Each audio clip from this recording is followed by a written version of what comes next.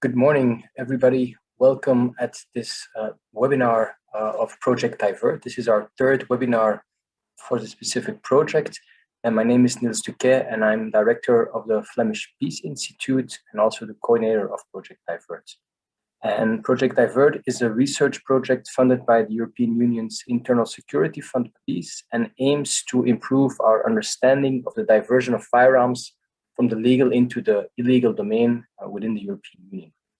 And with this project, we aim to contribute to the implementation of the 2020-2025 EU Action Plan on Firearms Trafficking that prioritizes developing better intelligence picture on illicit firearms trafficking, but also on safeguarding the illicit market by preventing the diversion of firearms, its components, and ammunition.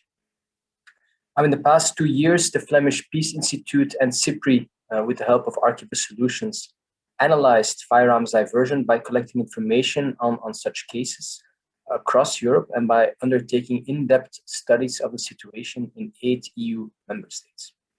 In addition, we also collected information on the various policies and initiatives that have been developed to counter this security phenomenon.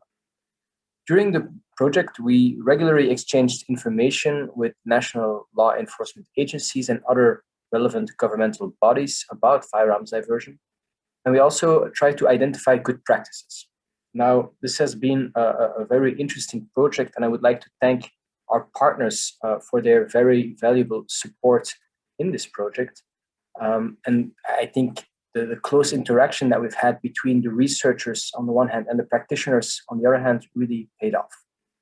Now, Project Divert focuses on 3 specific firearms diversion methods: non-regularization of firearms, theft of firearms, and firearms fraud. Now, as I mentioned earlier, this is the third Divert webinar that we're organizing to present the results of our project. And this morning, we will focus on firearms fraud. While every year thousands of firearms are diverted this way, a more precise number of diverted firearms through fraud cannot be estimated, since this type of fraud is often not detected and can involve also very large quantities of firearms in very specific diversion cases. Now, in this webinar, I will present some of the main findings of our project on firearms fraud. And my presentation will then be followed by reflections of experts from CIPRI, Europol, and Lithuanian police.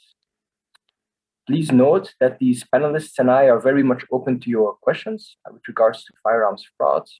You can always pass them on by using the Q&A button at the bottom of your screen. If you see a question popping up in the Q&A chat and you find it very relevant, please use a thumbs up symbol to upvote this question so that we know that these questions deserve priority in answering. Also, if you decide to mention this webinar on social media, we would like you to use the hashtag Project Divert. Now, let's not wait too much longer. I think it's important that we give an idea of what's going on in the EU with regard to firearms diversion through fraud. And to start this webinar, I will give a short presentation with the main findings and then give the floor to the other panelists. So let me share my screen.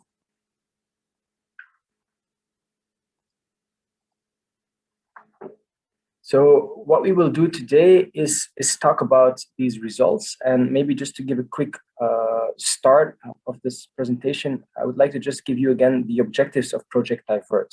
We're not just trying to do research because of research, we're actually trying to better understand this phenomena of firearms diversion, and also use this research to strengthen information sharing between all of these relevant actors.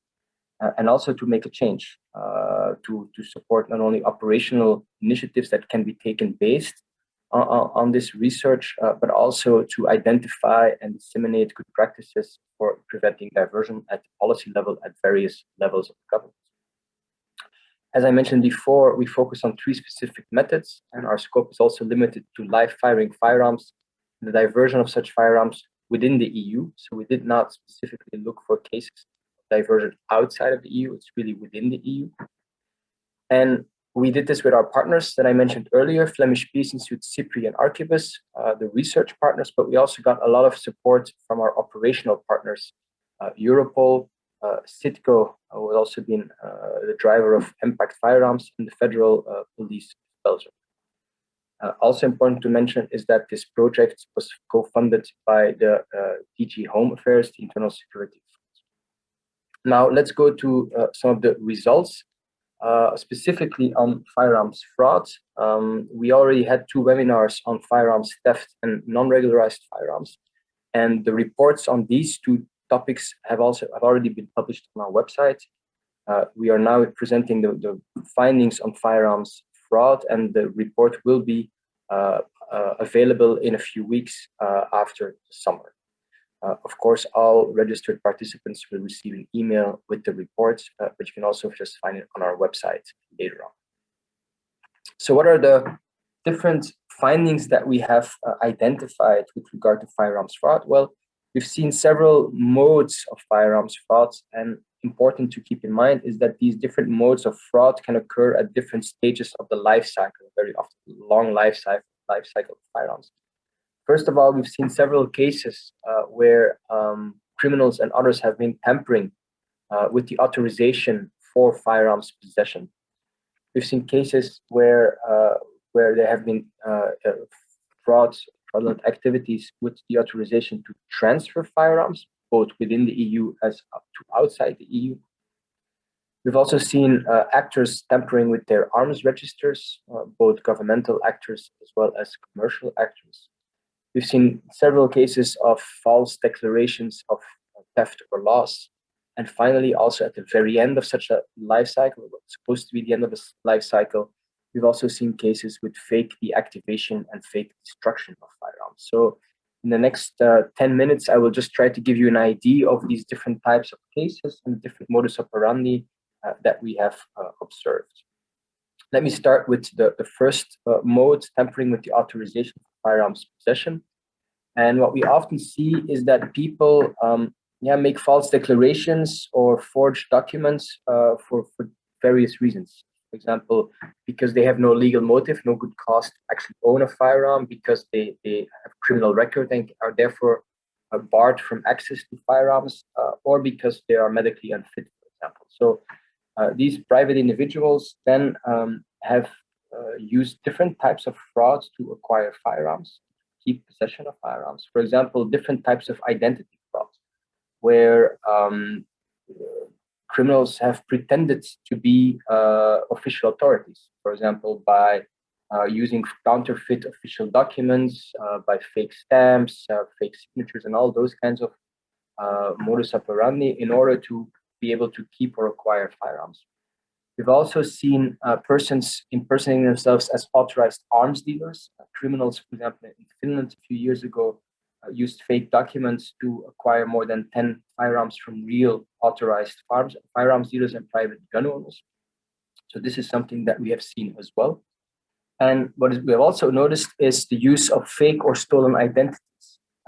In 2020, last year, for example, a large trafficking scheme was detected in Slovakia that involved more than 800 weapons purchased with a concealed identity, where the criminals would actually use false, fake, or stolen identities to acquire Flaubert caliber weapons, which were then illegally converted. And of those 800 weapons, about 90 of them were already linked to organized criminal activities, including drug trafficking, robberies, and even murders. So this is important to keep in mind, that these types of identity fraud can also have very serious consequences. In addition, we've also seen cases where the medical documents that are needed to acquire firearms have been forged or fake. There were, for example, 2 interesting cases in Spain. In one case, there was a doctor who actually wrote medical certificates without actually seeing patients. But we also see a different doctor, for example, who faked psychological tests in order to conceal the fraud. He would then use the signature of one of his colleagues. So this is something we've noticed as well.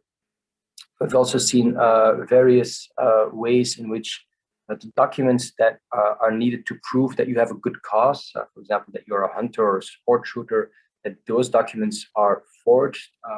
Just to give you an example, in 2019 in Belgium, for example, more than 600 firearms were seized in a large-scale joint operation with the French authorities. because a French arms dealer was selling firearms to Belgian customers by providing them with a fake declaration of the membership of a local French shooting club, which allowed those Belgian customers to acquire the weapons in France. But of course, their possession of these weapons was then illegal in Belgium. But we've also seen different cases where, for example, members of sports shooting clubs have actually provided their customers, their shooters, with documents which stated that they went shooting X amount of time, which they did not in reality. So these types of frauds we have observed, but also other types of false declarations, for example, where a legal arms dealer would then sell firearms to non-existent people by faking permits, by using fake stamps, and so on. So it's quite a large variety of types of fraud that we observe. If we look specifically at tampering with authorizations to transfer firearms, we've also seen various cases. For example, false declarations of destination and end use. There are two well-known export cases where German manufacturers have been convicted for not providing the right information in their end-use certificates and the license applications. For example, with exports to Mexico or even exports to the US, which ended up in Colombia. And these were cases with very large amounts of weapons being transferred. We've also seen on a lesser scale also false declarations on the different types of weapons. For example, where firearms are declared to be non-live firing firearms, but in reality they are live firing firearms. We've also seen cases with forged import and export documents. Again, in Belgium, Belgian police arrested several criminals in 2015 who pretended to be authorized arms dealers and used forged import documents in order to get weapons from a German firearms manufacturer. And once they have received these weapons, which were more than a couple of hundreds of weapons, they then sold them to the criminal market. So these are various ways in which we have seen this type of fraud for the transfer of firearms. And sometimes it also uses, we also seen the use of strawmen. For example, when we've seen a case in Germany in 2015 where a firearms dealer who had lost his permit, his authorization to keep his commercial activities going, actually used the license of one of his colleagues, one of his friends, to be able to continue his business, but under the name of his friend. So these types of fraud have been detected across Europe. Now let's look at the third large method, which is actually tampering with arms registers, and this can be done by different actors and for various reasons. And basically, it comes down to falsifying information within the arms registers that you keep. And this is done, for example, to cover up thefts, thefts that occurred, thefts that have been perpetrated by those persons themselves or some of their accomplices. We've also seen off-the-record sales by, for example, firearms dealers by falsifying the information in their arms registers. And this is important to keep in mind that they also sometimes falsify information on the types of weapons, where they, for example, would say, we've seen a case, for example, where an arms dealer would register a weapon as being converted into his arms register, but in reality, these weapons were not converted and sold as live firing firearms. And we've seen similar cases as well, for example, with surrendered weapons. There was a case in Italy a few years ago in 2018, where a police officer who was in charge for the surrender of firearms actually tampered with the arms registers so that he could pretend that these people who would surrender their weapons would actually transfer the weapon to him, which in reality they did not. So what we have seen in these cases of tampering with arms registers is that very often, of course, this is about authorized arms dealers and government officials who actually are responsible to keep such arms registers.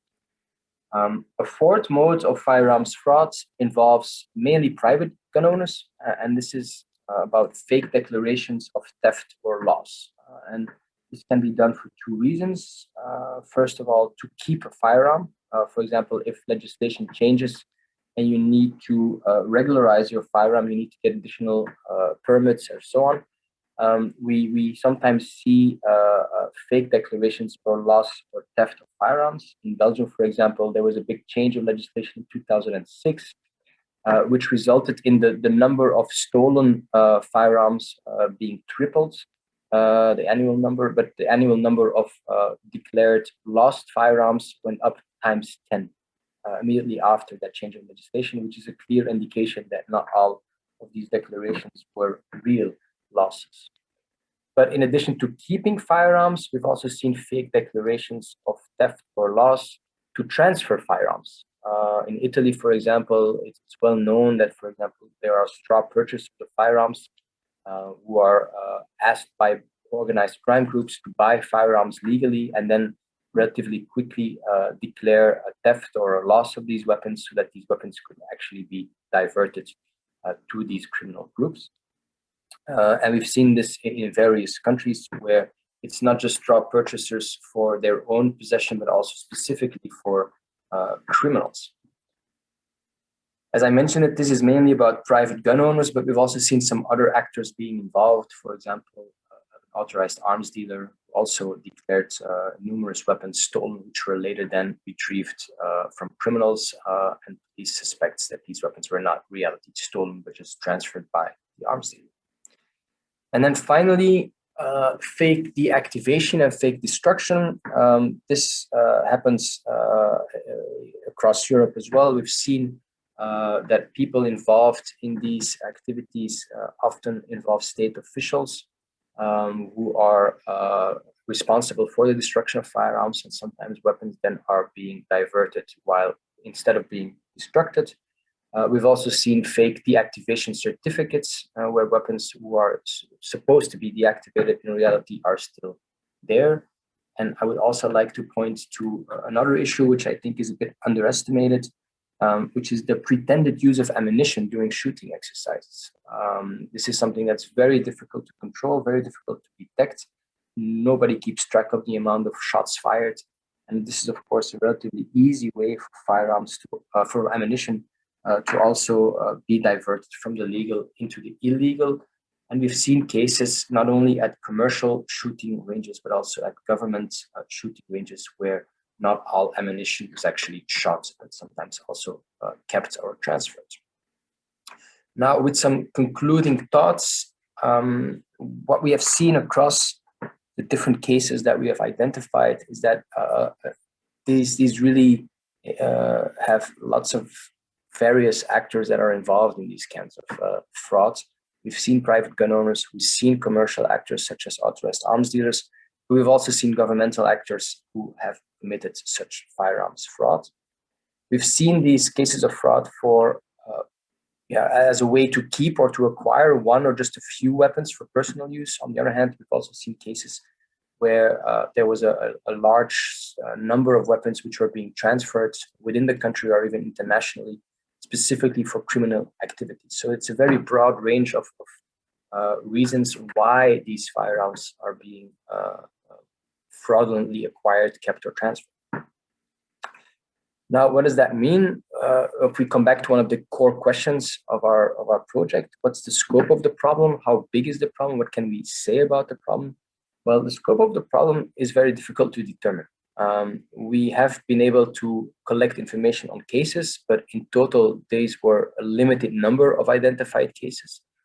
These are much less cases on firearms fraud than, for example, on smuggling of firearms, theft of firearms. So a limited number of cases have been identified, which might be connected to the fact that they're very often very difficult to detect.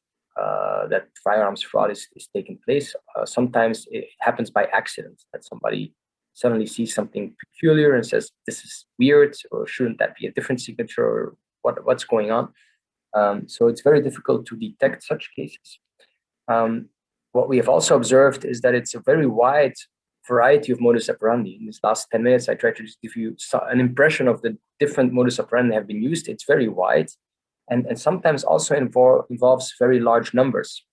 So the fact that they are very difficult to detect, right, that we've seen such a wide variety and sometimes also these large numbers, makes us suspect that we have probably a very high dark number, which is of course a call for more research. It's a call also for better information sharing, awareness raising amongst the various actors who are involved.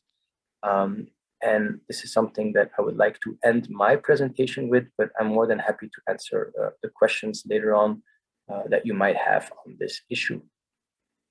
Now, with the end of my presentation, I would then like to give the floor to Giovanna Maletta. We're very honored to have Giovanna here with us in this panel.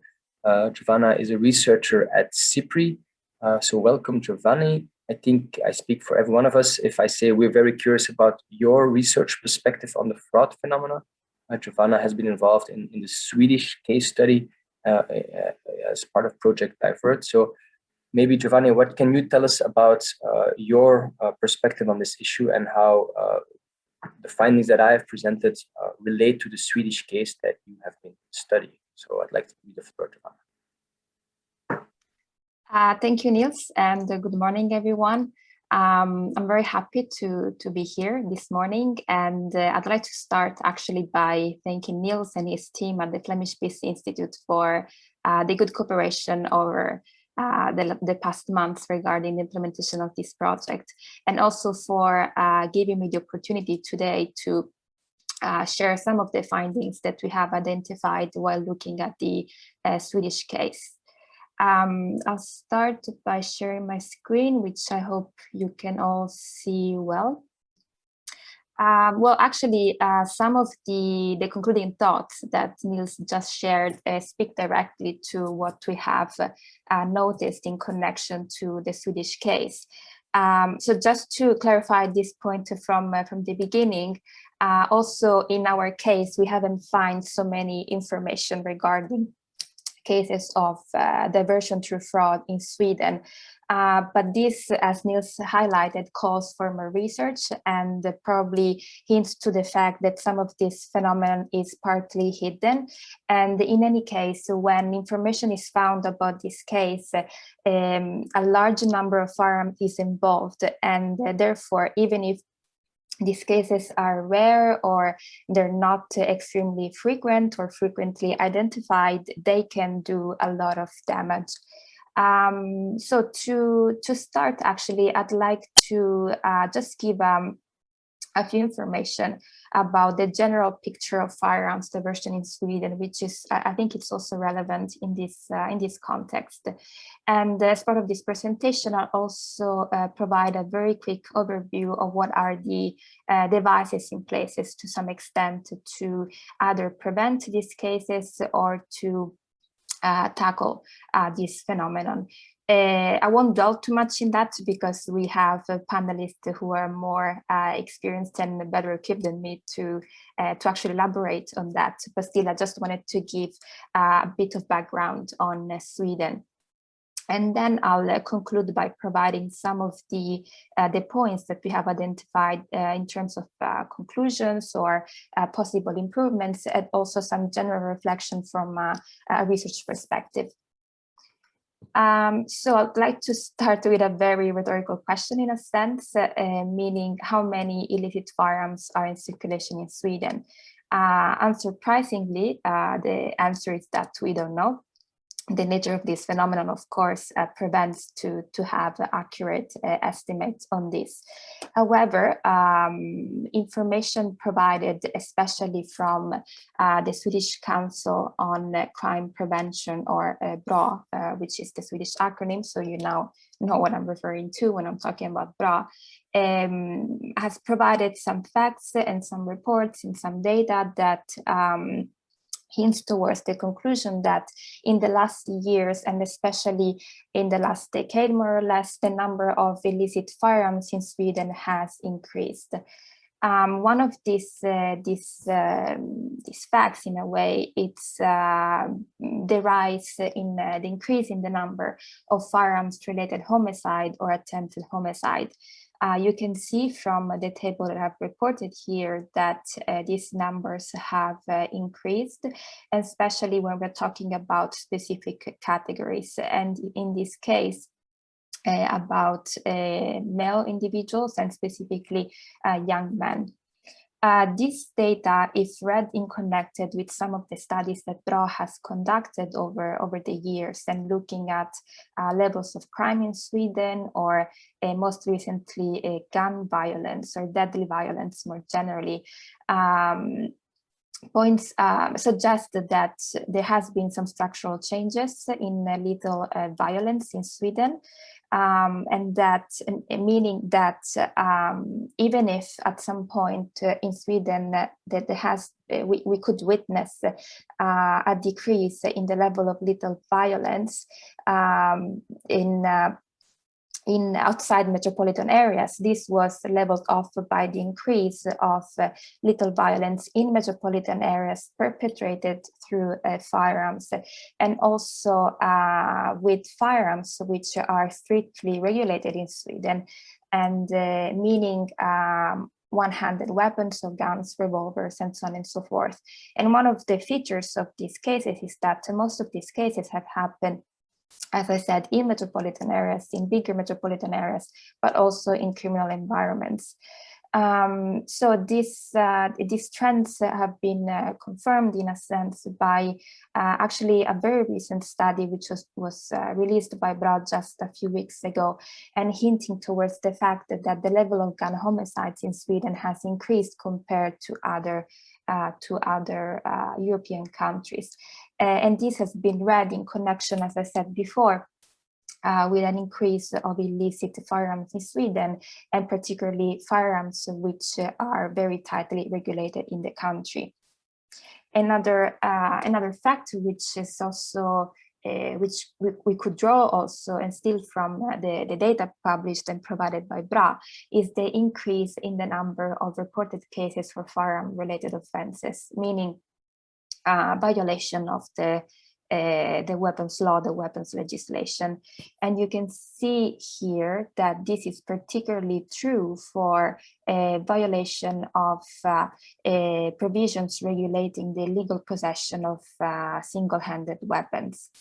At the same time, the other violations are actually decreased, but we had the opportunity to discuss this data with some experts and some representative of the police, which actually told us that this data might be the result of the fact that the Swedish police has tried increasingly to charge the illegal possession of firearms as a form of illegal possession, or gun or pistol, so to the greatest category of the violation.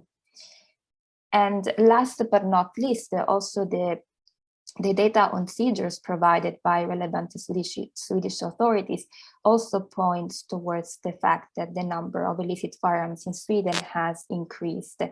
Now, this is particularly true for the data provided by the National Forensic Center, the NFC, which we had the chance to meet and provided also a few explanations on their data and also additional inputs. And based on the results that they get when they process the firearms that are seized, is that the number of these illicit firearms and the type of firearms that I mentioned before are on the rise, that single-handed weapons are those that are prevalent into the illicit, the Swedish illicit firearms market. Another very worrisome trend that they have noticed is also the fact that more and more often also military grade firearms are showing up into these seizures. And one last point, which I understand does not speak directly to the scope of this project, which has looked into live firing firearms, but maybe, and this is something, again, a gap or something that could be more studied into the future, is that other type of weapons are increasingly becoming important into the firearms illicit market in Sweden. And I'm referring, for example, to modified starter or gas weapons. And as an example of this, in in the firearms that the NFC has processed between 2010 and 2018, the numbers of this type of devices has increased. In terms of how the firearms reach the illicit market in Sweden, as you could already probably infer from the beginning, diversion through fraud has not been identified as part of the study as one of the main means of diversion, which for Sweden remains smuggling from abroad, and particularly for some other European region. For example, Southeastern Europe or even Central and Eastern Europe, depending on the type of firearms we're talking about and the means we're talking about. These episodes mostly happened through small shipments by road or even postal services. In most cases, and I think this is quite common also in other countries, this phenomenon, these cases have been found in connection with the perpetration of other criminal activities. So firearms trafficking per se was not the focus of the cases, and the actors that have been identified as mostly involved in these cases, but mostly these were complementary activities in a sense to other criminal activities. However, one of the let's say other worrisome trends that has been identified, for example, by the Swedish customs, is relates to the size of the seizures. So the fact that the sizes have increased in recent years could suggest that some criminal groups are indeed specializing in this type of trafficking. And this was noted, for example, in connection with the Skåne network case, where quite a high number of the activated weapons were smuggled into Sweden from Slovakia, and then later activated again and distributed illegally.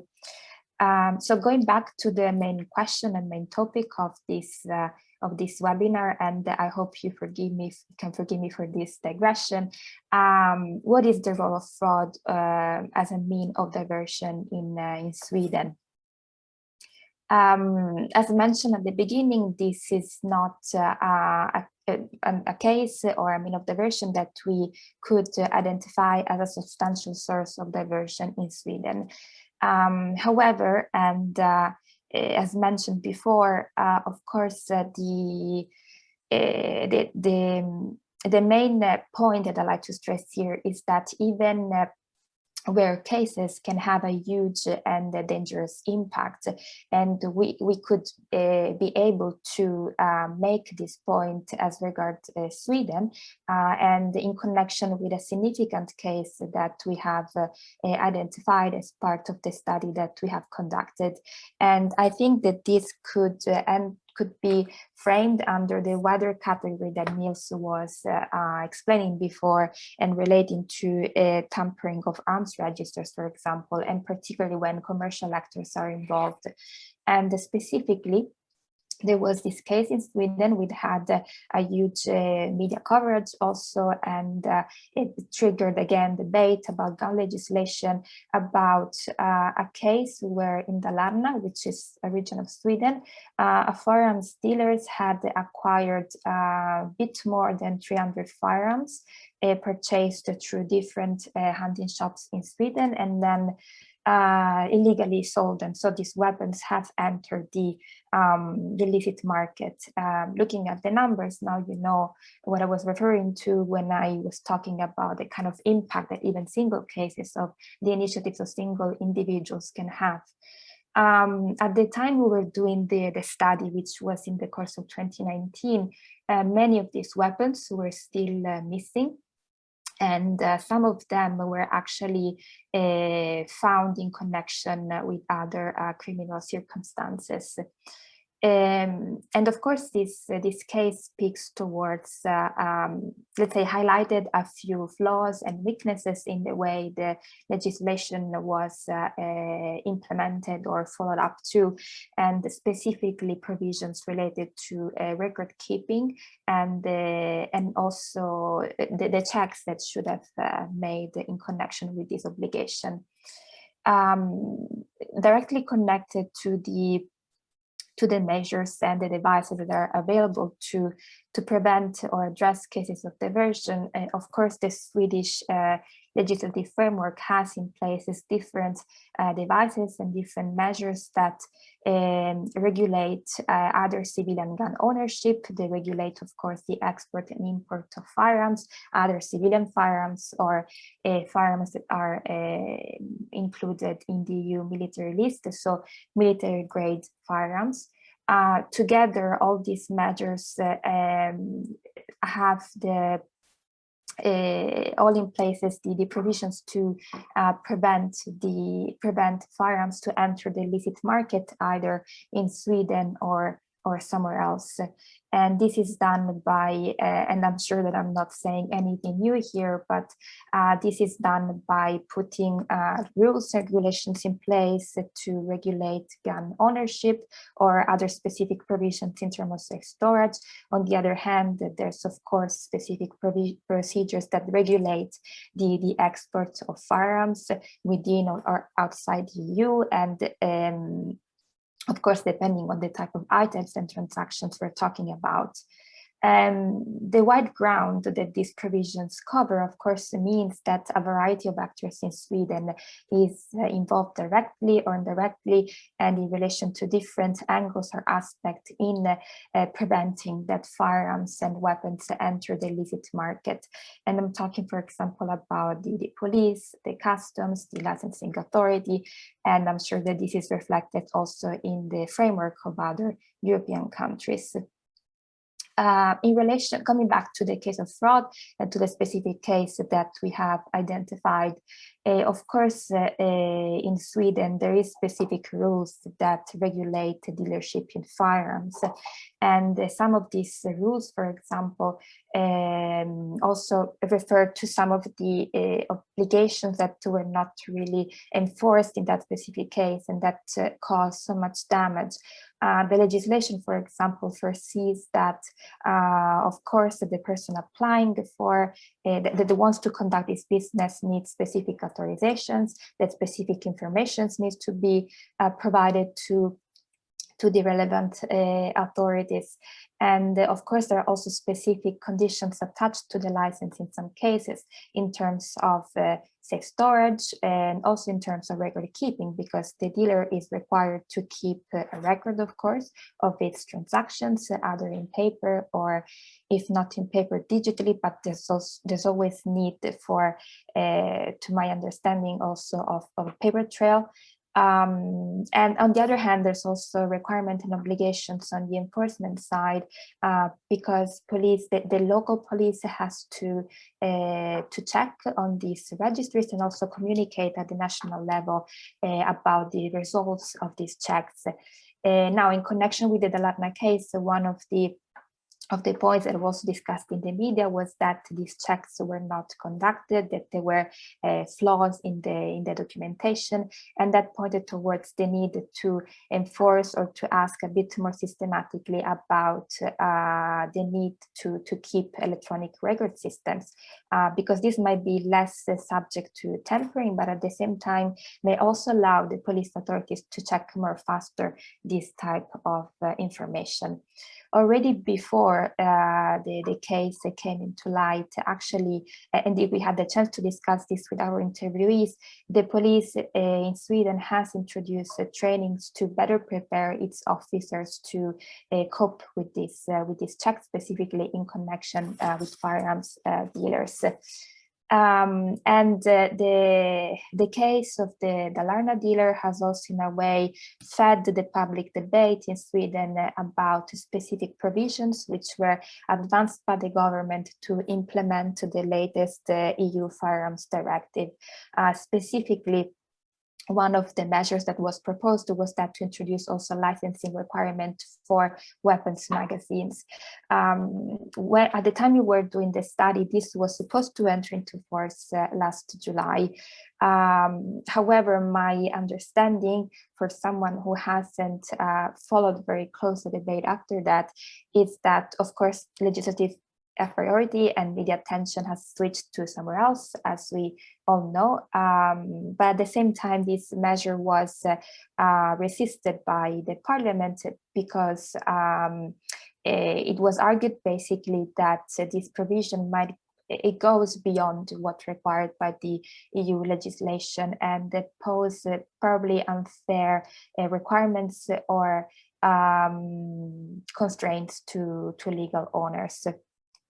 I'll try to go a little bit quicker now so that I don't take too much time from the Q&A and my fellow panelists, but I just wanted to very quickly highlight the fact that there are also other measures in place to, in general, and not in relation to fraud, prevent the trafficking or of diversion of firearms in the country. And these also include measures and initiatives to cooperate at the internal level, but also at the European level in the framework of MPACT, for example, and at the international level through, for example, the provision of assistance in countries of origins in issues related to PSSM, for example. When we were writing and working on this report, we also identified a few other measures that were in development in Sweden regarding legislation to introduce a stricter approach to handling of weapons and explosives, which was later approved in December 2020. And in general, we have noticed an interest from the government in understanding better what's going on in the country. And this has been showed by assigning the police with the task to provide a better picture of the illicit firearms market in Sweden. And this is something that was concluded in 2017 and which has brought to some of the measures that I have mentioned, including changes in the legislation. Some concluding remarks, which I think also speak a bit to the kind of reflection that can be done from a researcher's perspective. So first of all, something that we have noticed is that there's probably a need for additional resources to better understanding the dynamics of diversion.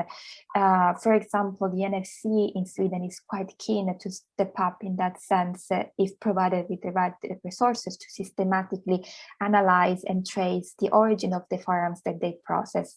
At the moment, this is done, this cannot be done systematically because this goes beyond their mandate, but it is something that if properly resource that can improve the kind of knowledge that we have about this phenomenon.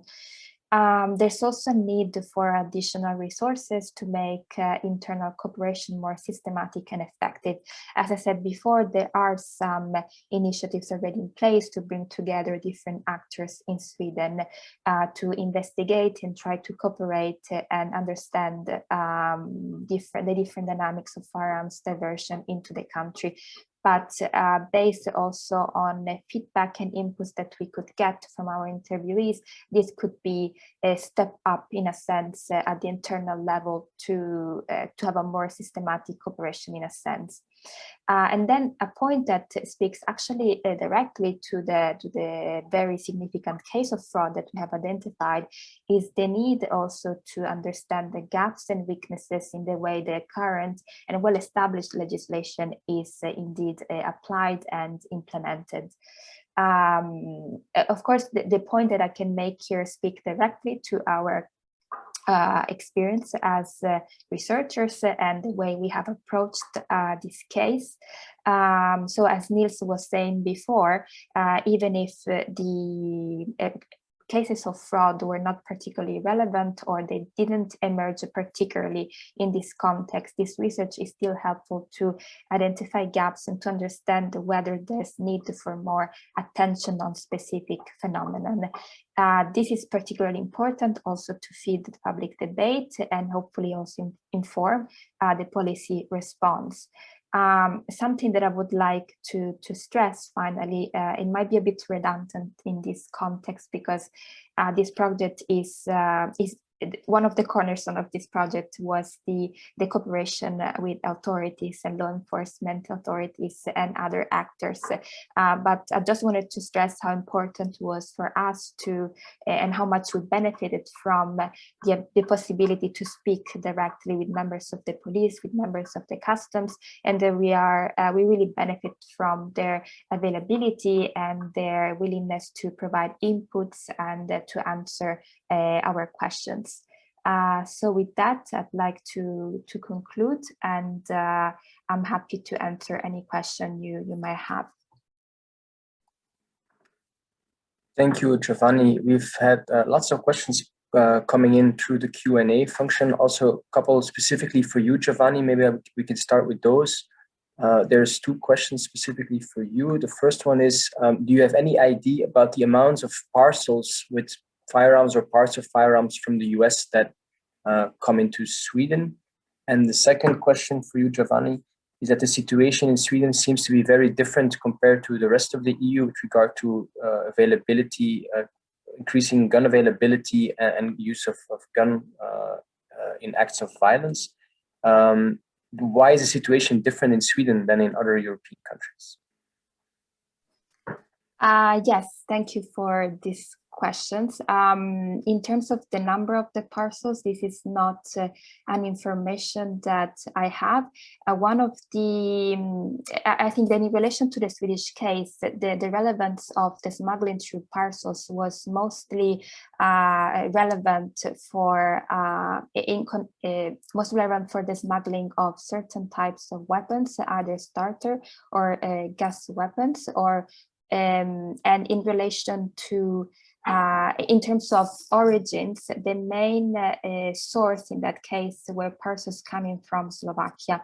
But actually, and I have not mentioned this through my presentation, authorities were successful in curbing or mitigating the impact of that source of diversion. And this was also a result, the way this was also explained to us through these interviews, of the cooperation that the Swedish authorities could initiate it through impact with Slovakian authorities. In terms of the trends in Sweden compared to the other countries, I'm not an expert on dynamics of gun violence. I'm not a criminologist or a sociologist, but what could be, as I was saying before, what emerged from studies that Bro has conducted is that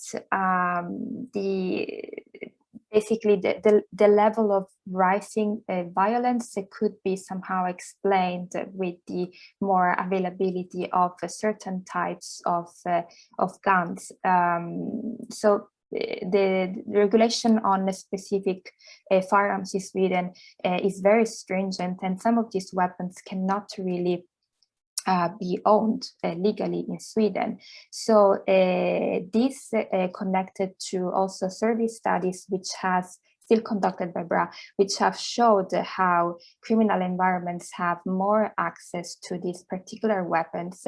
And this also in connection with the data that and the information that has been provided through seizures has hinted towards this particular cases. I'm not sure if this answer your question, if I interpreted correctly. Thank you for that. We've also received a couple of questions on transnational flows that I think I can answer. We haven't really seen that many cases of firearms fraud with transnational end user, but it's also something that we haven't really focused on. What we have learned from previous studies, though, is that, of course, there is diversion of EU-made or weapons coming from the EU into other parts of the world, for example, in Latin America. But this usually involves a legal export from the EU to another country outside of the EU, where they are then being diverted and end up in the hands of criminals across Latin America. So I think that's the main issue there when you talk about the transnational, transcontinental flows. We've also received a couple of questions on the use of fake possession or transfer documents within the EU.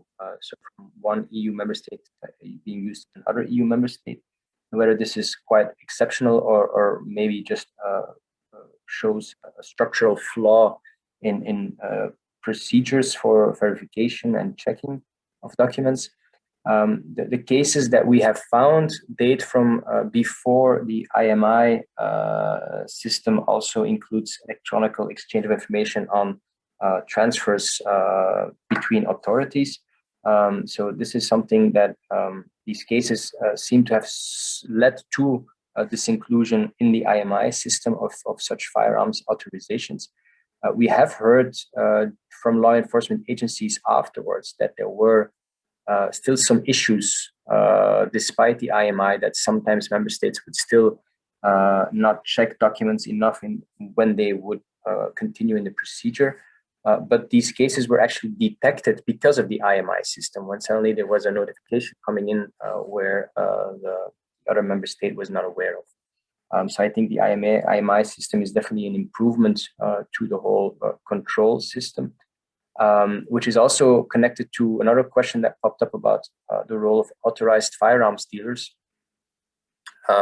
which is, of course, difficult. We've seen that sometimes some of these dealers have been involved in cases of fraud, but very often very difficult to detect. And I think one of the main issues there is the fact that they keep, in most member states, paper arms registers, which are much more difficult to check. This is something that Giovanna mentioned as well, the importance of electronic registers. And I think it's also why I'm very happy that we have Audrey Stupala here from Lithuanian police. We will also discuss their system in Lithuania and the digital system that they have developed, also in a way to prevent such diversion.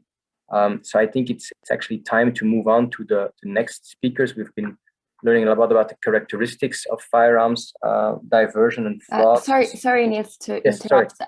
Really sorry, I just wanted to quickly add on this last point that you mentioned, the fact of firearms dealership, something that we could also cross-check, or some of the inputs that we have received from the Swedish police, is that this case also triggered the opportunity, in a sense, to discuss this with other European authorities, and that gave Sweden the opportunity also to map out how these specific provisions were dealt with or addressed in other European contexts. So I just wanted to add that. Sorry for interrupting you. No problem. Thank you for adding that. So what I wanted to say is that we have now looked at the issue of firearms fraud, of course, within a very short time frame. So there's much more to talk about. But we also want to give time to the practitioners to also talk about this issue and how they're trying to tackle this. So we're very happy to have Martin van der Meij here from Europol. Martin, welcome. Maybe you can tell us a bit more about the initiatives that Europol has been taking to combat firearms diversion. Yes, of course, Niels. Thank you very much. Good morning, everyone. My name is Martin van der Meij. I'm team leader of the analysis project Weapons and Explosives at Europol. I prepared a short presentation, which I will show on the screen now.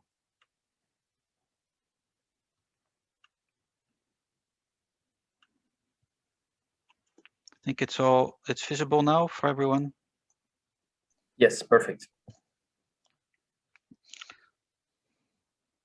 Great. The diversion of firearms from legal supply is another significant source of illegal firearms in the EU. It's a sentence which comes from the latest SOCTA 2021, which is the outcome of a detailed analysis of the threat of serious and organized crime facing the EU, providing information for practitioners, decision makers, and the wider public. This SOCTA also serves as input to identify the priorities to focus on in the coming 4 years, between 2022 and 2025. Within this policy cycle, firearms trafficking has been identified as one of the key priorities to focus on, which we, of course, are very happy with. It has been a priority already for the last 2 policy cycles, so the last 8 years. Firearms trafficking was already a priority, and that was also the reason why our analysis project was created.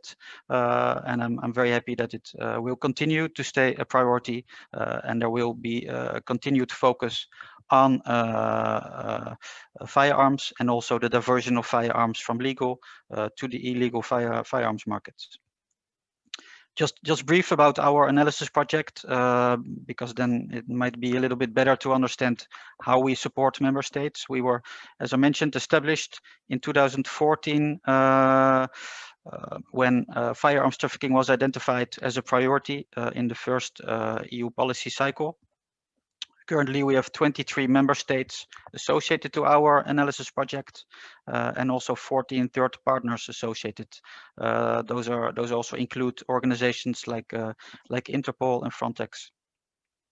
The opening order in the beginning in 2014, it was solely focusing on weapons.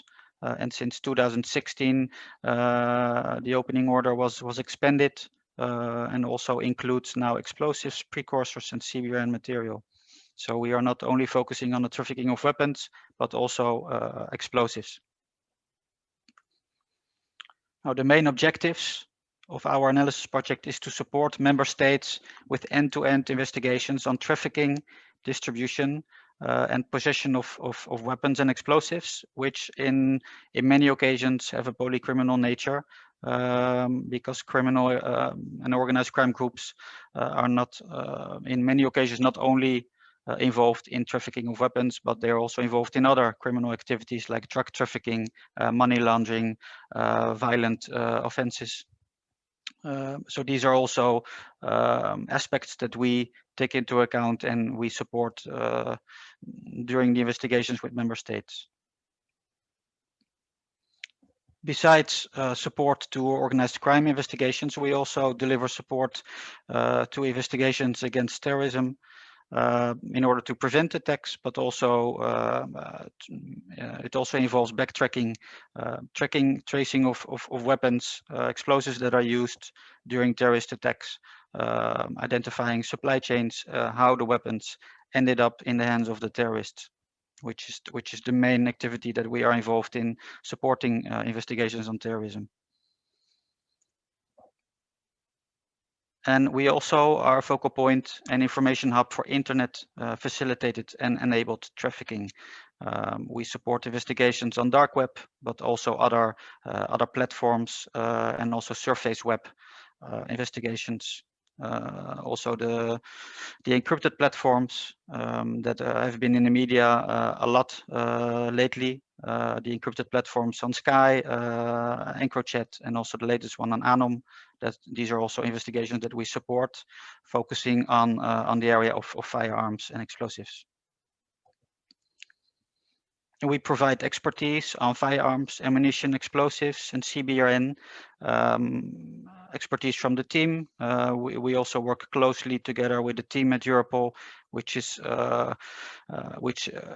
involve experts on explosives and CBRN material, so forensic experts, which are supporting member states on a strategic level, but also with expertise on explosives and CBRN. If we don't have the expertise within the team or within Europol, then we have a wide network of experts and colleagues that we can approach if some certain expertise is needed in another member state. Our team it's embedded in the European Serious Organized Crime Center, and we are part of the European Drugs Unit. There are 4 teams, 1 coordination team, 2 teams focusing on drugs, and then it's the team focusing on weapons and explosives. We support member states investigating trafficking of illicit firearms trafficking. We support them mainly through delivering operational analysis.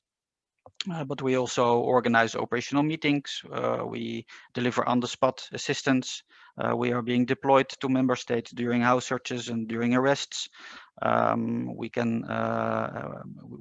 provide them with access to our databases on the spot, but we also deliver certain expertise on extracting data from phones or other devices, securing data from computers or networks or servers. Those are also activities and expertise that we deliver during on-the-spot deployments. So we also deliver technical support, financial support, funding meetings, travels, deployments, but also other types of financial support. As I mentioned, the core business is operational analysis. We also deliver some strategic analysis in the form of reporting. We support joint investigation teams, which are initiated by member states. And we at Europol initiated a few years ago the process of operational task forces, which are targeting high-value targets that are being identified through a certain process with a scoring mechanism based on intelligence that is fed by member states. On certain crime areas. If a certain entity, which can be a person or a company or a group, reaches a certain threshold of a certain score, then they can be identified as a high value target, and they will be investigated through an operational task force, which is the highest level of support that we deliver at Europol at the moment. Within an OTF, and I will give you an example later, within an OTF, we can also, we invite countries to join an operational task force. We set objectives on how to approach and to investigate the high value targets. And we describe a common goal towards we will work in a certain time frame. Within the OTF, we also have the possibility to fund operational activities like purchasing of equipment, translating costs, travel costs, etc. Basically, all operational activities can be funded within an operational task force by Europol.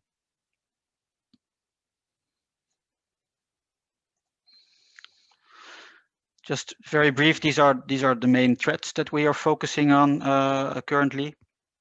Conversion of flowboard weapons. This is the threats related to Europe, but most of them are also related to, are not only for Europe, but also globally.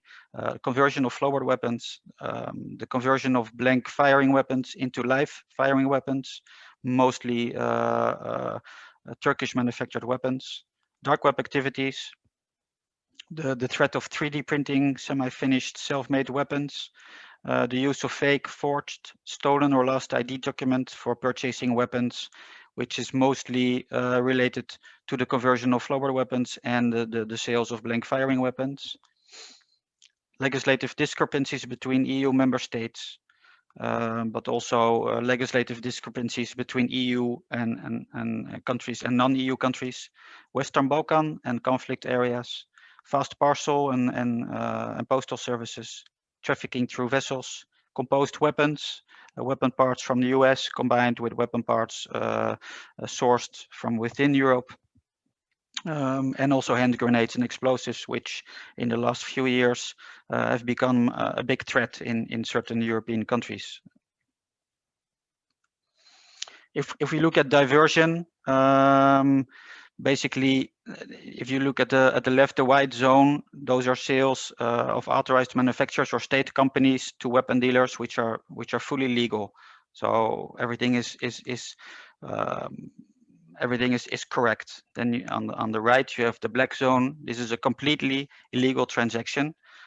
Those are usually quite easy to identify, but the problem is in between. So the gray zone, the sale that starts legal at the source end, but it's illegal at the destination.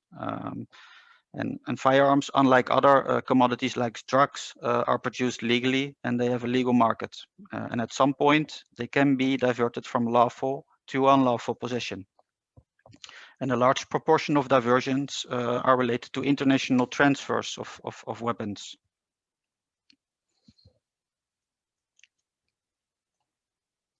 The diversion of small arms and light weapons can take place at every point of the transfer chain, from the start of the chain through to after the delivery of the authorized end user. And each of the stages of the transfer processes is a complex stage, and it has several potential vulnerable aspects where loopholes and irregularities can be exploited to allow diversion into the criminal illegal market.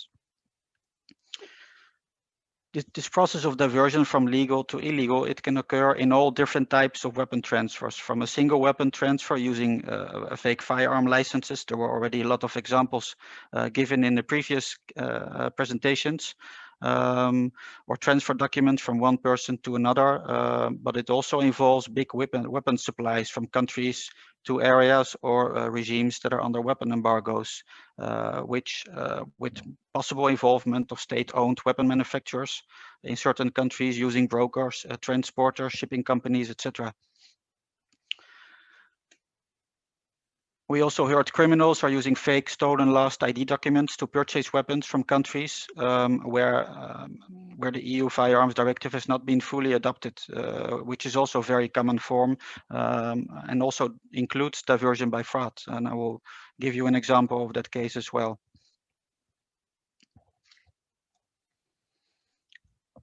If we look at the strategy, the EU Action Plan on Firearms Trafficking, it was already mentioned before, with the priorities to safeguard the illicit market and limiting diversion, building a better intelligence picture, increasing pressure on the criminal markets, but also stepping up on international cooperation. Building a better intelligence picture, that's what our work is mostly about, sharing of intelligence, collect intelligence, from member states, cross-checking, and in informing other member states about possible links or possible shady companies or persons that might be involved. The Article 11 of the Arms Trade Treaty also mentions that state parties are encouraged to share relevant information with one another on effective measures to address diversion. As you can see, such information can also include information on illicit activities, including corruption, international trafficking routes, illicit brokers, sources of illicit supply, methods of concealment, etc.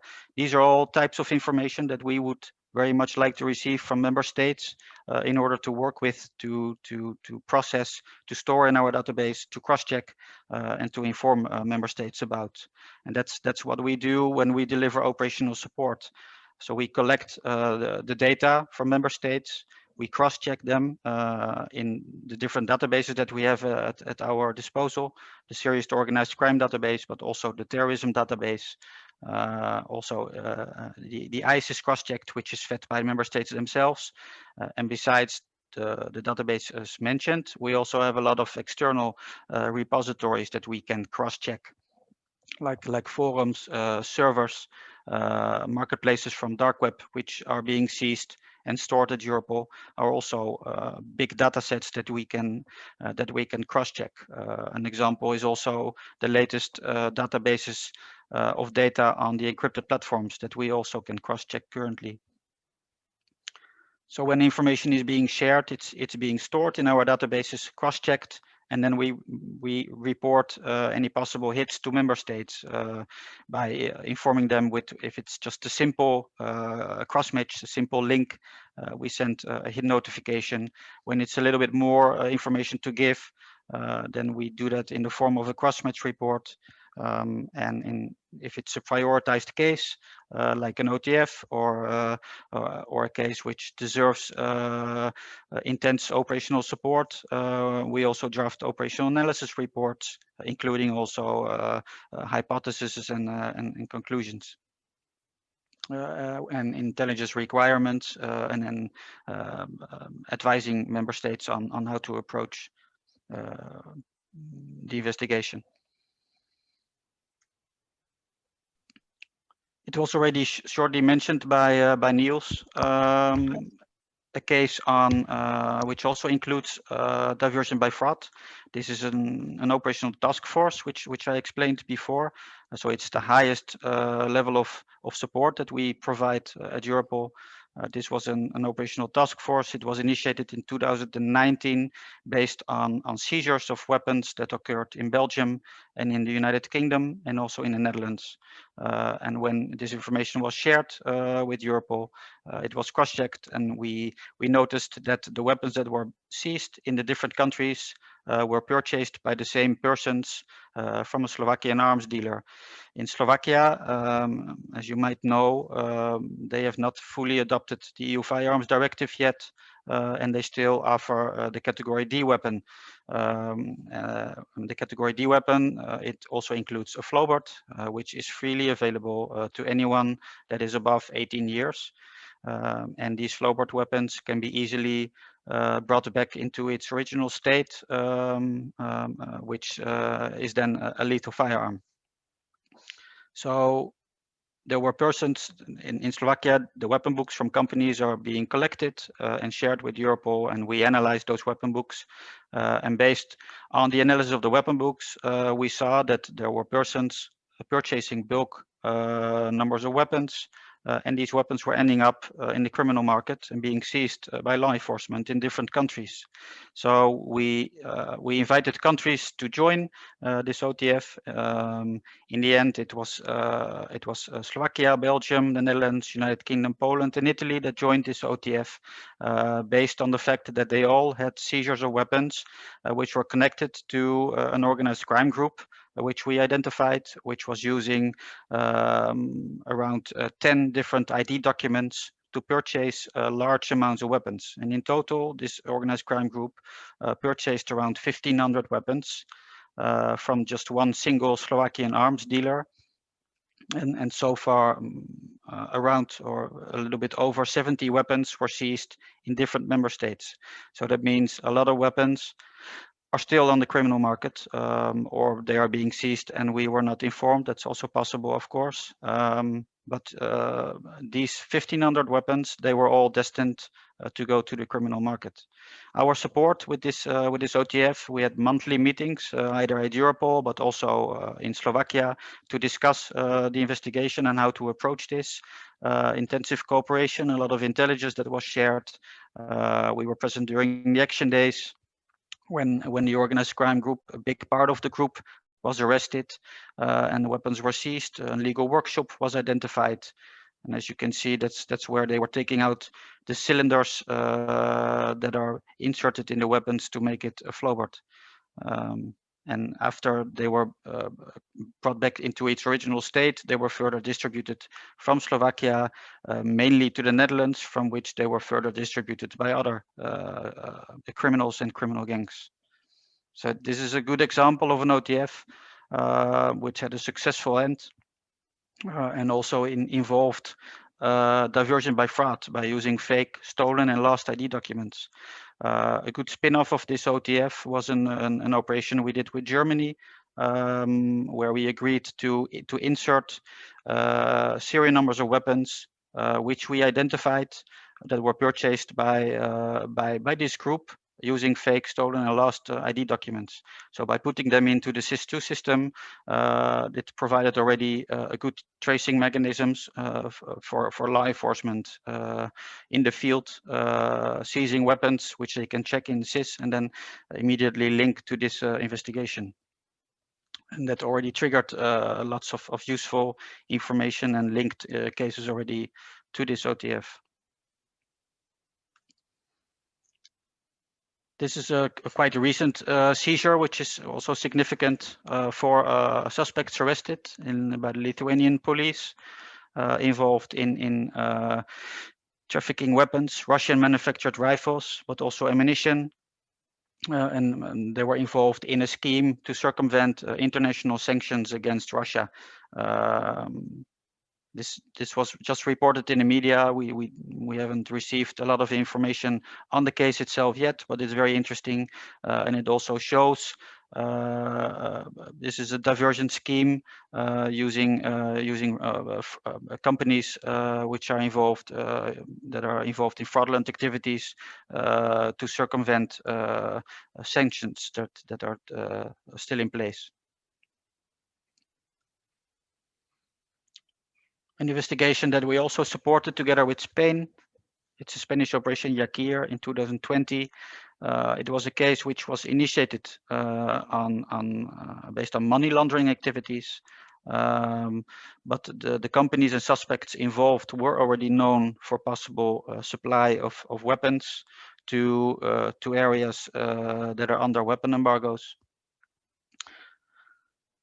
It was a criminal network made of Ukrainian members, but also Latvian and Spanish persons involved, mostly residing in Spain, and they were leading companies involved in what was for shipping companies involved in a lot of mostly legal activities. But besides the legal activities, they were also involved in transporting weapons from Ukraine to conflict zones through these commercial vessels. And this is a case, it was a complex investigation to catch. It was already started in 2018, and the complexity of the criminal activities required the involvement of experts in different fields, including financial analysis, weapons, technology, but also a lot of information on commercial and international maritime transport, which was needed to support this investigation. Similar to this, we also cooperate closely with the Operation Uniformet. They are conducting Operation Irini, which was initiated on the 31st of March 2020, and it will run to 2023. And it will focus on the implementation of the UN arms embargoes on Libya by use of aerial, satellite, and maritime assets. And they have a mandate to carry out inspections of vessels on the Mediterranean Sea. They have a liaison officer posted at Europol. So we have a close cooperation with them. They share intelligence on vessels, on suspicious behavior of vessels, which is identified based on their use of aerial, satellite, and maritime assets, but also tracking of the systems and the tracker that are on the vessels. And then they inform member states about certain suspicious behavior or suspicious activity, and then they ask member states whenever the vessel is in their territory to conduct checks. But they also have the mandate to enter the vessel on the open sea. And a lot of intelligence is being shared, intelligence on the vessel, intelligence on the companies involved, the type of activities, the routes that certain vessels are using, but also passenger lists, crew lists of vessels are being shared and cross-checked, and also shared with countries involved. This is a good cooperation, which is also focusing on diversion of big weapon transactions using fraudulent activities of companies and vessels involved. So also just one example of a cooperation that we are involved in. With that, I came to the end of my presentation, and I believe the key to success also in these cases is the sharing of intelligence related to every step of the weapon supply chain, which includes sharing information on the modus operandi, suspicious transactions, information on brokers, companies involved, documents, also financial intelligence, because as I mentioned in one of the last cases, a lot of similar big investigations are not so much initiated on seizures of weapons or weapon trafficking, but are initiated based on money laundering activities. And then along the investigation, you collect more and more intelligence and evidence on involvement in transfer of weapons to conflict areas, for example. We offer the member states the possibility to cross-check these entities against our database, but we also store that data for future inquiries for other member states, building a database on intelligence for suspicious companies and individuals involved in the diversion of weapons into the illegal market. So yeah, with this, I came to the end. Thank you for listening, and I will be happy to answer any questions you might have. Thank you. Thank you, Martin, for sharing the way that Europol is working on firearms diversion and by highlighting some of these recent operations. I would like to now go to Audrius Chopra. We're very happy to have him here. Audrius is the head of the license division of the Public Police Board in Lithuania. Now, in Lithuania, you have been focusing on the prevention of firearms for a lot. Maybe you can also share with us what are some of the lessons and best practices are that you have experienced and have implemented in your country. Audrius, I'd like to give you the floor.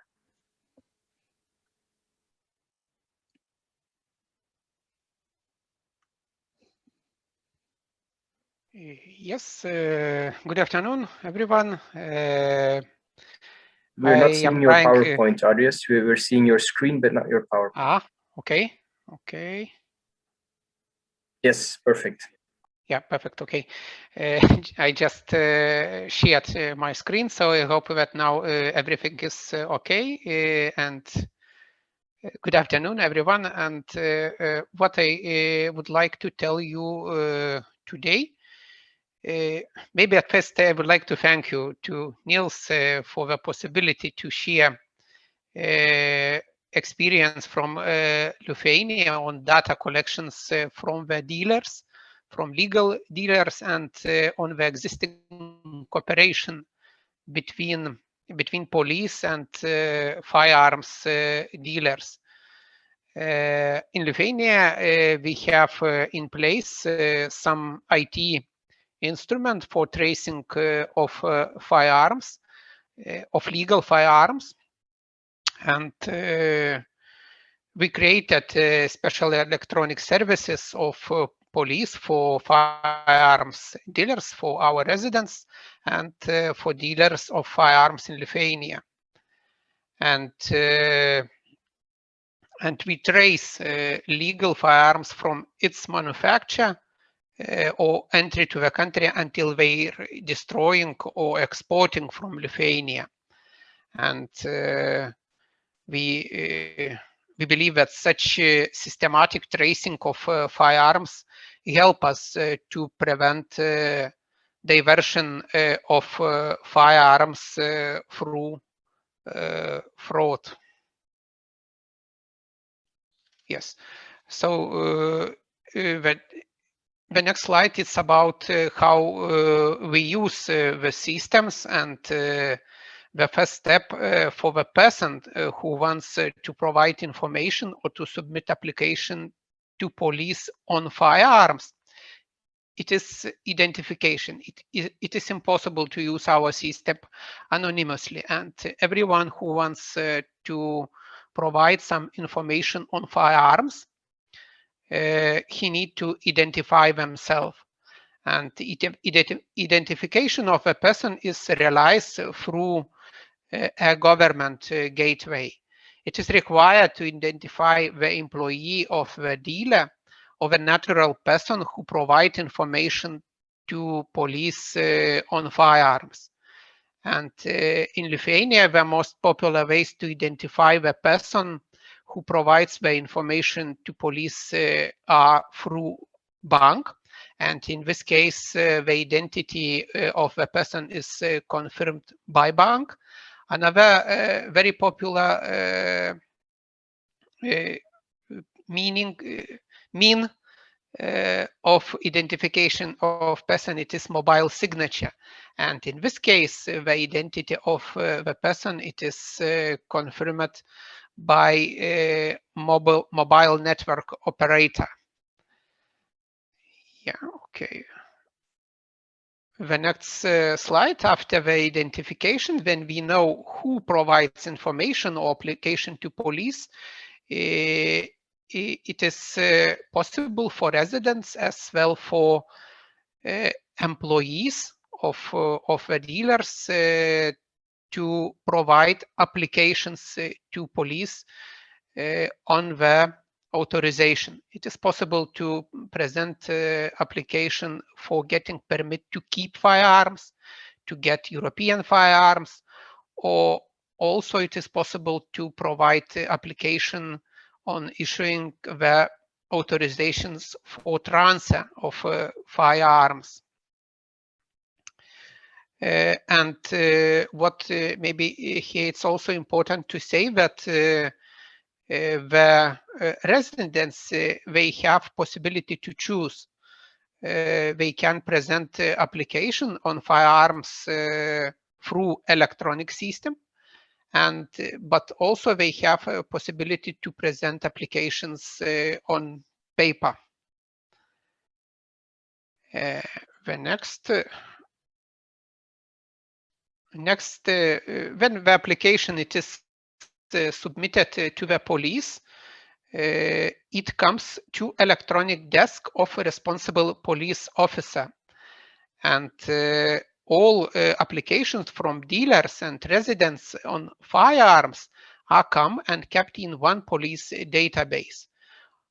All decision-making procedures are also realized in one state register, and this is electronic decisions. We don't have any paper processes.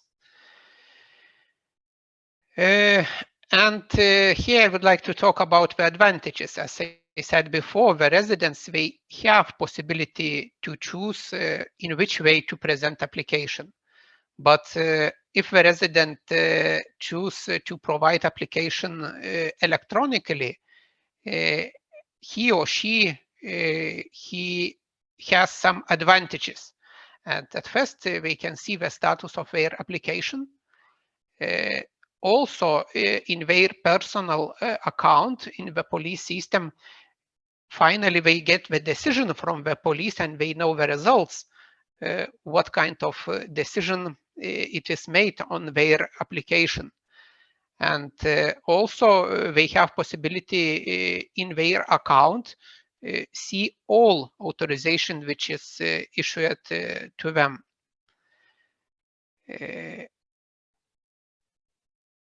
Yes. The next one is about the dealers, and also the dealers has no choice.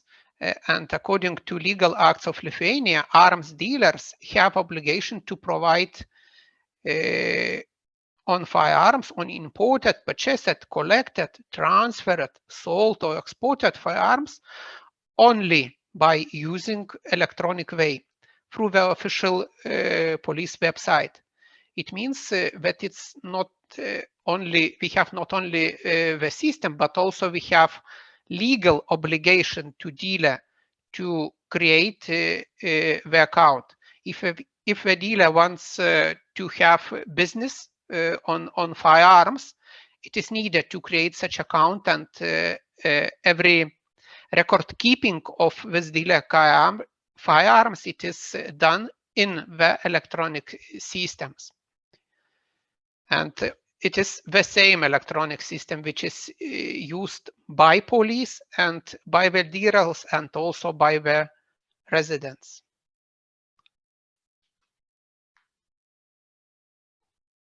Yes.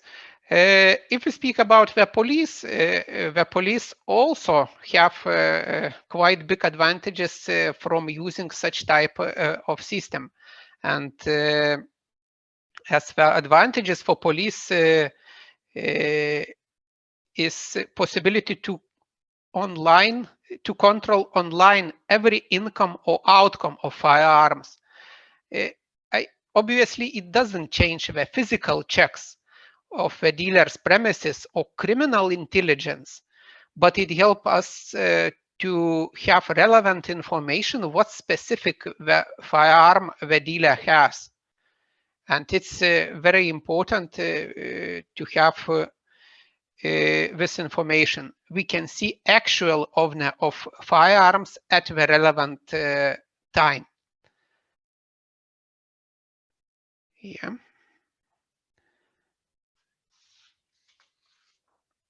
And the dealer of firearms and police officer use the same database for providing and receiving information on firearms. And thanks to that, the dealer has obligation to check customers' authorization issued by police in the IT system before selling firearms or ammunition to the customer. The system let make a sale only if the customer has valid authorizations. It means that there is no possibility to falsify authorization issued by police. And also it is very similar with the cartridges. When the customer comes to the shop and asks, I want to buy some cartridges, the dealer has possibility and also obligation to verify. It is possible to sell cartridges to this customer. And this information, it comes from the police database. He put the name of the customer into the police system, also the number of his or her authorization, and the system gives answer. Is it possible to sell firearms to that customer or not? It's not enough just to show paper authorization. It's needed to check it in the electronic system.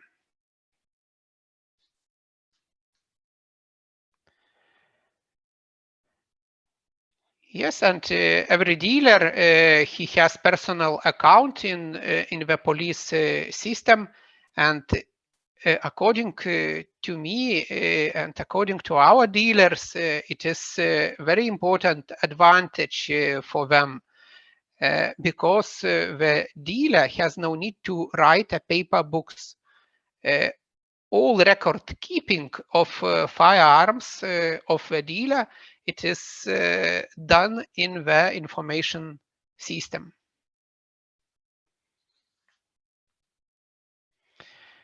If we speak about the advantages to the customers and to our residents, maybe the biggest of them, it is that for the customer, there is no need to go to police station after purchasing firearms for registration procedure of firearms, because purchased firearm it is registered by police to the resident according to information which was received by electronic way from dealer of firearm. Yeah. Here you can see some picture. There is many connections with other state registers. And thanks to that connections with other state registers, we get the police get the alert messages on the reputation of firearms holders, such as criminal records on the conviction or mental illnesses. After the getting alert message, the police can immediately to withdraw authorization.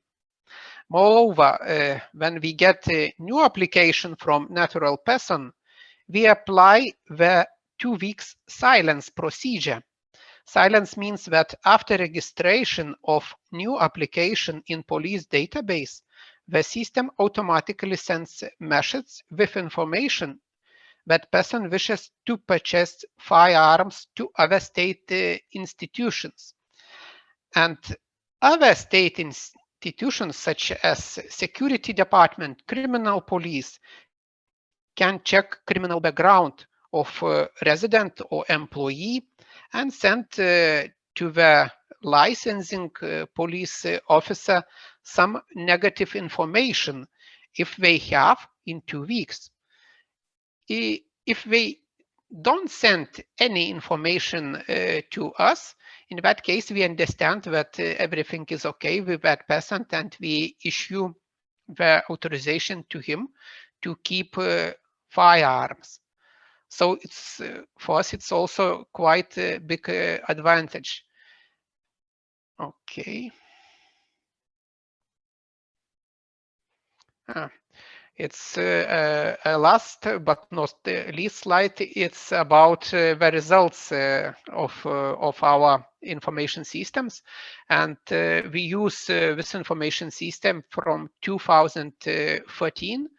And from the beginning, the dealers we are obliged to provide all information on firearms only by using the system. So the dealers, they provide information to police 100% because there is no other way for them for providing information on firearms. And if we speak about the residents, we are also quite happy with the results. We start, as you see, we start from the 3%. And at first, our residents, they used old ways to present applications. It means paper files. But last year, 42% of our residents, they choose to provide applications electronically. So it is quite good, and for us, this type of information, as for police, it is better because we don't need to type on keyboard all information. It is this work of typing, it is done by the employees of a dealer or by the residents. Yeah, and as a conclusions, I would like to say that when firearms are seized by law enforcement agencies, is needed to investigate by which legal manufacturer or legal dealer of firearms were diverted to illegal market. And therefore, it is very important to trace circulation of every legally produced firearms from its manufacture or entry to the country until they destroying or exporting in all countries.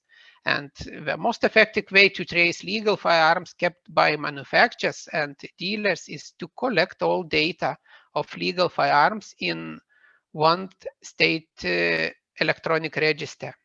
And the total tracing of legal firearms market in all European Union countries can help investigators of law enforcement agencies from different countries to identify the legal manufacturer or legal dealer who diverted firearms to illegal market. Yeah, so thank you for your attention, and if you have some question, as I understand, you can write it in our question answer field. Thank you. Well, thank you, Adrias, for giving us some insights in how the electronic register works in Lithuania. We're kind of running out of time. Luckily, lots of the questions have been answered in writing already, but there's one more general question that I think I would like to ask all of the panelists just to conclude. And this is the following one. Regarding measures on preventing diversion, what is the nature of the problem? Are we looking at closing up an infinite amount of gaps and loopholes, or is this an endless race of regulators and police, as well as firearms diverters, to outsmart each other? So maybe I'll start with you, Adrias, go back to Martin, and then give Giovanna the last word. Adrias, what do you think? Is this a race we can eventually win, and how can we do this? If we speak about the nature of problem, I think it is the dealers or other possibly criminals who divert firearms from legal to illegal market. It is benefit. It is possible to gain money, and from the police side, one way it is total tracing of firearms, and other way, as Martin mentioned and in his presentation, it is criminal intelligence. And I think by this two sides of the coin, it is from one side it is total control in the legal side, from one side it is criminal intelligence. And if police do this measures properly, from both sides, legal and illegal, it is possible to win this race. Thank you, Andreas. Martin, would you like to reflect on this question? Yes. Well, it's a legal entity from the beginning, but there is always a high demand on the illegal side. There is always a big demand within the criminal market, but also a big demand by countries that are under embargo or in conflict. And I think it's difficult to fully control the whole supply chain, because it's, as I mentioned, within the whole chain there are so many occasions and so much vulnerabilities that there will always be places within this supply chain which are more vulnerable for diversion from legal into the illegal market. So I think there will always be possibilities. Even when you look at the big weapon supplies, sometimes state-owned companies are involved, or even weapon transfers are initiated by certain states. Then it's quite difficult to fully control these kind of supplies. But I agree that we should stay as much as possible in the front by collecting as much intelligence on modus operandis and on possibilities that are that occur, identify legal loopholes that are used by criminals or groups, to try to maintain the situation as good as possible. Thank you, Giovanna. Yes, very fast, because I think these answers have been quite exhaustive. Yes, of course, this is never going to be, I think, anything static. It's difficult that you devise the perfect system to avoid that these cases will occur again. Also, because even if you achieve that on the other side, since there is demand, as Martin was saying, there will always be some creativity there on how to go around this system and this regulation. So I think what's important and how we can contribute as researchers is to try to look ahead, to understand what are the weaknesses, what are the gaps, and also to connect with the question that Kitiri was asking before, understand why it is different from country to country. So that's my take, and thanks again for the opportunity. No, thank you. I would also like to add that what we are seeing in Europe is that the numbers on lethal gun violence, for example, are decreasing, which is a sign that we're doing something good. But as was mentioned by the previous speakers, there will always be a demand. And I think what we are trying to do is try to make it more difficult for those who have that demand, that criminal demand, to actually acquire these weapons. And the more difficult it becomes for them, the easier it is for us to detect something for law enforcement agencies, but also I see other actors that need to take up a role in preventing it, like, for example, local police or national domestic gun control agencies. And the more difficult it is to get these access to guns, I think it has a really important impact on violence and levels of violence. And I think that's eventually where we want to go. We have to prevent that violence as much as possible.